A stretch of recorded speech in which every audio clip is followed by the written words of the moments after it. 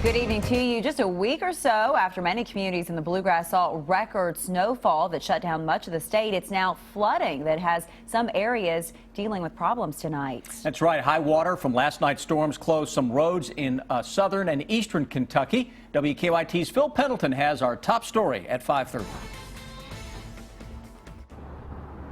Some people who live in this area told me they heard torrential rains very early this morning, and it created some problems, causing some roadways to close in Knox County and here in Pulaski County. The problems here on the Louis B. Nunn Cumberland Parkway just in front of me here, where when some rocks came crashing down from the bluffs above near the Fishing Creek Bridge. Water continued to seep down the rocks in the canyon-like area that drivers experienced just east of the Fishing Creek Bridge over Lake Cumberland. About midnight, drivers called for help when rock broke away from the cliffs and crashed down onto the roadway. And they were scattered across all four lanes, both east and westbound directions. Highway crews were called, and it took less than an hour to clean up the rocks. Wasn't a huge mess, so to say, but it was enough to cause hazard to vehicles and to the public that was traveling, and we had to get off the roadway. So the area was, blocked off for a while. They got one lane both directions opened up quickly. While crews dealt with rock slides in Pulaski County,